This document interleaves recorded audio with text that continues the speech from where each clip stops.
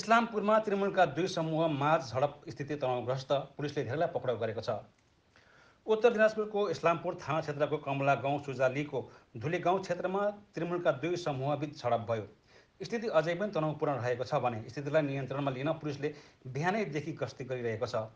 बुधबार साँझ तृणमूलका दुई समूहबीच झडप भएको थियो। यस घटनामा चाकु प्रहारबाट दुईजना घाइते भएको छन्, जसको उत्तर बङ्गाल मेडिकल कलेज अस्पतालमा उपचार भइरहेको छ। तृणमूलका पूर्व क्षेत्रीय अध्यक्ष अब्दुल हकका मानिसहरूमाथि आक्रमण र गोली चलाएको आरोप लागेको छ। तर यो घटनापछि वर्तमान क्षेत्रीय अध्यक्ष सत्तार गुटका मानिसहरूले अब्दुल हकको रासन पसल र उनका समर्थकहरूका घरबाट खाद्यवस्तु लुटपाट गरेको आरोप लागेको छ। खबर पाए लगतै इस्लामपुर पुलिस चौकीबाट ठूलो सङ्ख्यामा जवानहरू राति नै घटनास्थल पुगेर स्थिति नियन्त्रणमा लिएको थियो। बिहिबार बिहानैदेखि सो क्षेत्रमा सन्नाटा छाएको छ। सबै पसलहरू बन्द रहेको छ। स्थितिलाई नियन्त्रणमा लिन प्रहरीले उक्त क्षेत्रमा गस्ती गरिरहेको छ। यस घटनामा इस्लामपुर पुलिसले धेरैलाई पक्राउ गरेको बताइएको छ। अर्कोतर्फ पुलिसले गोदामबाट रासन सामग्री लैजाने व्यवस्था गरिरहेको छ भने तृणमूल कङ्ग्रेसका इस्लामपुर ब्लक उपाध्यक्षले लुटपाटको सबै आरोप अस्वीकार गरेका छन्। মালগুলো নিয়ে যাচ্ছেন, কোথায় নিয়ে যাচ্ছেন যদি একটু বলেন? আমি তো বলতে পারবো না কোথায় যাবে, আমাকে ফোন করছিল পুলিশ, আমি বলে ওই মাল লোড হবে যাবে, আর কোথায় এখন যাবে আমি বলতে পারবো না। মালগুলো আপনাকে কে নিয়ে যেতে বলছে? পুলিশ? হ্যাঁ ওরা বলছে ওরা আমরা থাকবো, পুলিশ। হ্যাঁ এটা কিসের মাল? কোটার মাল। রেশনের? হ্যাঁ রেশন কোটা। কোথায় নিয়ে যাবে জানেন না? না জানি না এখন, আমি কে বললো নিয়ে যেতে? আমি লোড হোক তারপরে জানবো কোথায় যাবে। পুলিশ বলছে কি আপনাদের? আমাকে পুলিশ বললো লোড করো তারপরে কোথায় যাবে আমি বলবো। কার গোডাউন জানেন? এটা গোদান হচ্ছে এখানে আমি শোনাবাজি গোদানটা হলো বলে ঢুলিগা আব্দুলের। রেশনের? হ্যাঁ রেশনের গোডাউন। কি হয়েছিল কালকে এখানে? না আমি বলতে এটা পারবো না, আমরা বাড়ির লোক, ওরা কি হচ্ছিল ওরা বলতে, আমি বলতে পারবো না। হ্যাঁ ঝামেলা হচ্ছিল এটা শোনা হচ্ছে। আর কিছু ভাঙাভাঙি দেখলাম আপনি, অনেক কিছু। হ্যাঁ সব ভাঙা আছে বললাম। ওরা ভাঙছে, কে ভাঙছে কি করছে ওটা তো আমি বলতে। আপনি তো ভাঙেননি, কেউ তো ভাঙছে কালকে। হ্যাঁ তা আমি বলতে পারবো কি এখানটা লোকের যে বাসিন্দা হলো ওটাকে বলতে হবে, আমি তো বলতে পারবো না। আপনার নাম? আমার নাম মনসুর আলম। আমি দিয়ে দেবো। বললাম কি হয়েছিল কালকে? কি হয়েছিল কালকে? কালকে এখনো ওরা হচ্ছে আমি জানিনি, আপনার তৃণমূল ওরা গোষ্ঠীদণ্ড করছে, আমিও যাই দিল ওরাও যাই দিল, সবাই এখনো কানাই আল্লাহ জাগরির লোক। ওরা কিন্তু গোষ্ঠীদণ্ড, তো ওরা আমার ঘরে এখনো লুটপাট করেছে স্যার। কি লুটপাট হয়েছে আপনার? এখনো তো আমার 2-3টা গরু নিয়ে গেছে,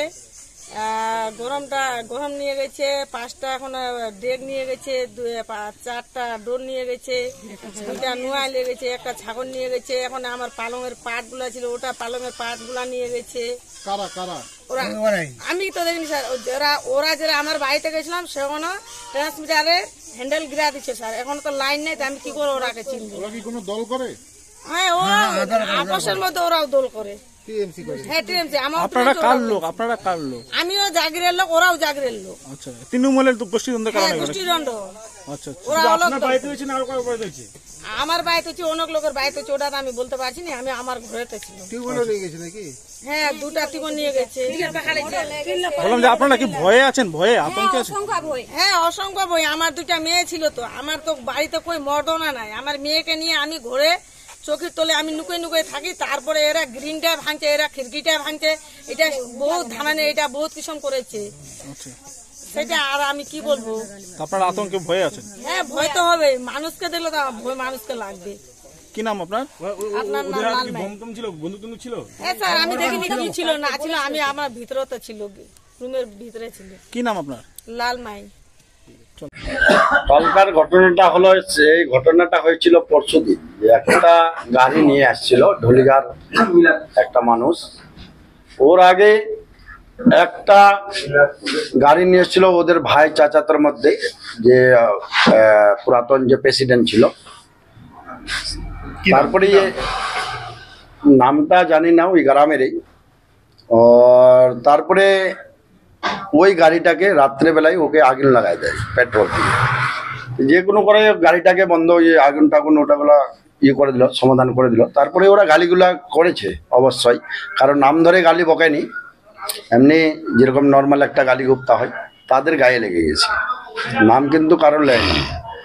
তারপরে হলো যে ওই দিনকে রাতটা কেটে গেল। তারপরের দিন সকালে আমার কাছে আসলো, আমি বললাম যে ঠিক আছে, ওটা পুলিশের একটা কমপ্লেন করে দিলেন।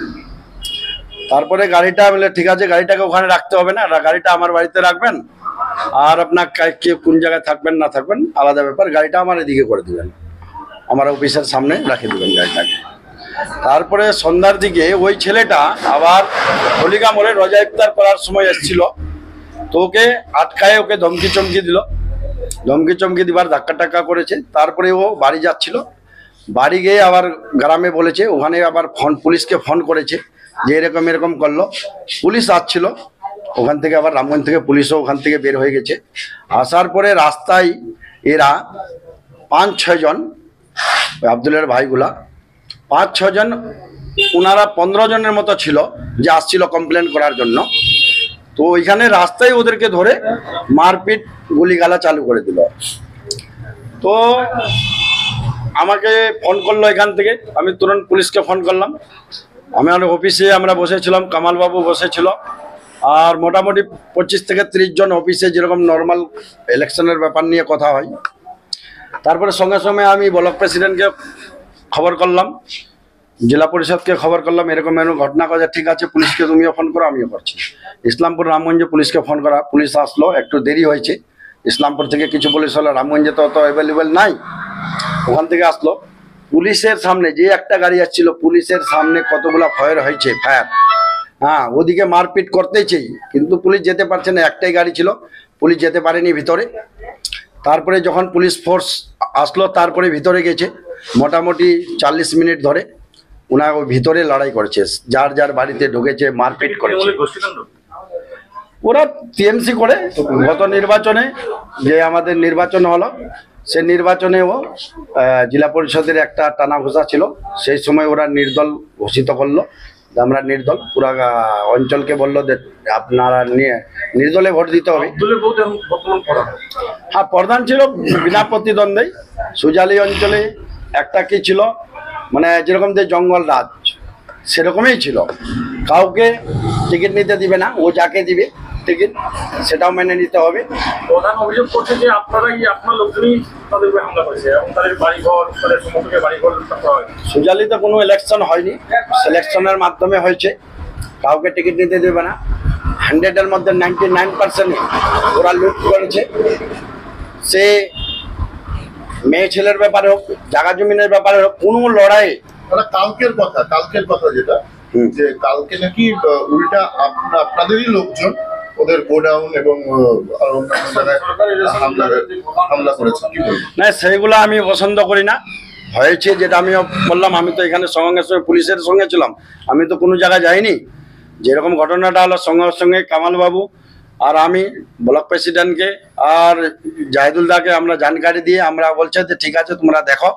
সঙ্গে সঙ্গে আমরা তো পুলিশের সব ওই সময় থেকে পুলিশের সঙ্গে, তারপরে হসপিটাল গেলাম পেশেন্টগুলাকে নিয়ে। তারপরে ওইদিকে হয়েছে বলছে যে কিছু ওখান থেকে ওনার কন্ট্রোল থেকে 2, 4, 10, 20 বস্তার মতো নাকি এইটুকু নিয়ে গেছে। সঙ্গে সঙ্গে ফের যেরকমই জানকারি হলো, আমি পুলিশ পাঠালাম ওখানেও পুলিশ গিয়েছে।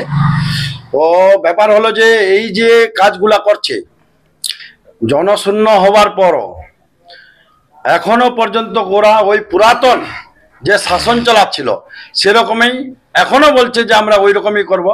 মানুষ সতর্ক হয়ে, সবগুলা মানুষ সচেতন হয়ে গেছে যে আমি ওই গুন্ডারাজ দিয়ে আমরা রাজনীতি করব না। এখন সবাই আমরা টিএমসি করি, শুধু ওই পরিবারটা ছাড়া, তাকে পার্টি থেকে নেওয়া হয়নি, ওই পরিবারটা ছাড়া ও আছে। নির্বাচন আসছে, নির্বাচনের পরে আমরা যে প্রধান আছে, এখন ওর মেম্বার কেউ নাই, ওনার সঙ্গে কেউ একটাও মেম্বার নাই, পরিবার ছাড়া। নিজের পরিবারে 6 থেকে 7টা যে টিকিট নিয়েছে, সেই 7টা টিকিট ওনার বাড়িতেই আছে, অন্য কাউকে টিকিট নিতে দেয় না। আমার বাড়ি হলো ঢুলিগা, লাস্ট পজিশন আমার বানিয়াহাট, সেখানেও বাড়ির लोकेर टिकट आने वाला ये जो और 5 साल के बाद जो इलेक्शन होता, वो 27 का 27 मेंबर अपना जेब में रखता अपना परिवार में, और पूरा अंचल में किसी को और अदर्स पर्सन को टिकट नहीं मिलता। ये उसका शासन था। एक ही फैमिली में 7 मेंबर को टिकट देने का क्या मतलब है? तो ये है उसका राजनीति। তো বলছি দাদা, দুই পক্ষই তো তৃণমূল করে। শূন্য থাকার জন্য সমস্ত এখানে 27 জন গ্রাম পঞ্চায়েতের মেম্বার, আমাদের কাছে এখনো পর্যন্ত 24টা ওনার কাছে আছে। এই যে সন্ত্রাসী রাজ করেছিল দীর্ঘদিন, বর্তমানে তিনি সন্ত্রাস করতে চাইছে। এই সন্ত্রাস সুজালি মানুষ আর বরদাস্ত করবে না। কে করতে চাইছে সন্ত্রাস? আব্দুল হক, তার ভাই, তার কিছু পোষা গুন্ডা বাহিনী আছে, তারাই করে। কিন্তু আমরা যত বিশ্বসূত্র জেনেছি, তারা বাইরে থেকে কিছু বিহারের গুন্ডা মস্তানদের আগে থেকে মজুত করে বাড়িতে রেখেছিল, চক্রান্ত করে গতকাল যে ঘটনাটা ঘটেছে, চক্রান্ত করে বেশ কয়েক রাউন্ড ফাইটিং করেছে, কাস্তুল ব্যবহার হয়েছে, লাঠি শটা দিয়ে আমাদের ওখানকার হাসির এবং সাব্বিরকে অন্যায়ভাবে মারা হয়েছে। দাদা ঘটনার সূত্রপাতটা যদি একটু বলেন। সূত্রপাতটা হলো একটা ট্রাক্টর নিয়ে, গম ভাঙানো মেশিন নিয়ে, সেখানে থেকে সূত্রটা হয়েছে গম ভাঙা মেশিন আসছিল, গম ভাঙা মেশিনকে তার ভাইগুলো আগুনে পুড়িয়ে দিয়েছে। বাইরের গাড়ি বা কেউ কেন নিয়ে আসবে আমার এলাকায়? কারা করেছে এটা? আব্দুলের ভাই। আচ্ছা, আব্দুলের স্ত্রী বর্তমান প্রধান অভিযোগ করছে আপনারাই নাকি তাদের রেশন ডিলার গুডাউন এবং রেশন দোকান ওটা পড়ে এমনকি কিছু বাড়িঘরও লুটপাট হয়েছে। দেখেন কিছু কি হয়েছে না হয়েছে, যেটা ঘটনা, তিনি একটা গম ভাঙার মেশিন আসতেই পারে এলাকায়, কেন আসবে না? আগের মতো কাউকে ঢুকতে দেবে না, ওই ঢুকা দেনি গম ভাঙার মেশিন থেকে তার ভাই আগুন লাগাই দেওয়ার পরে কালকে সেটাকে কেন্দ্র করে সন্ধ্যায় হাসিদের উপর হামলা করা হয়েছে। কিছু তৃণমূলের লোকদের উপরে চিহ্নিত করে ছড়া গুলি চালানো হয়েছে। কিন্তু কেন? উনি এখন পাগল হয়ে গেছে, সন্ত্রাসী রাজ করে করে ওর একটা অভ্যাস, সেই অভ্যাসের জন্য এই নির্বাচন আসতেছে, নির্বাচনের সময় ও চারা দিয়ে উঠতে চাইছে। কিন্তু আপনারা বলছেন দল ও গোষ্ঠী কোন দল? এখানে গোষ্ঠী কোন দল বলতে কিছু নেই, তিনি আমাদের দলের কেউ নয়। প্রধান ঠিক আছে, যখন পঞ্চায়েত নির্বাচন হয় অনকন্টেস্টে জিতে সমস্ত মেম্বারগুলো সেই পরিস্থিতি ছিল না, তাকে সমর্থন দিয়েছিল। কিন্তু বর্তমান উনার কাছে 4, আমাদের কাছে 23-0। কালকেও যদি বলে দল বা যদি আইনি ব্যবস্থা থাকে, উনি প্রধানও থাকবে না। আমাদের দল থেকে উনাকে প্রধান মেনে নেওয়া যায় না। যে লুটপাটটা হলো, যারা বলছে যে আপনাদেরই লোকজন লুটপাট করেছে, একটা সরকারি রেশন সেই দোকানও লুটপাট হয়েছে, সেই ব্যাপারটা আপনি কিভাবে দেখছেন? আপনাকে একটা কথা বলি, আব্দুলের দোকানটা হচ্ছে ঢুলিগাই, ওর একটা বড় ছেলে আনসার হার্ডওয়্যারের দোকান করে। আপনারা দেখেন ওখানে একটাও কিছু লুটেনি। কিন্তু আব্দুলের কিছু সমর্থক আজকে গন্যাবাড়িতে রেশন দোকানটা লুটপাট করেছে আমাদের দলের, শাসক দলের, আমাদের নেতৃত্ব বলে একটা দুর্নাম ফেলার জন্য। কিন্তু যদি সেটাই বাস্তব হতো, আর কালো ধুলিগায় যে ওর দোকানগুলো আছে, একটা দোকান ভাঙচুর হয়েছে, তারই লোকগুলো আমাদের সরকারকে ব্যাঘাত করার জন্য, নির্বাচনটাকে খারাপ করার জন্য এরা উনি চক্রান্ত করে উনার লোকজনগুলো গন্যাবাড়িতে লুটপাট করেছে। ঠিক আছে।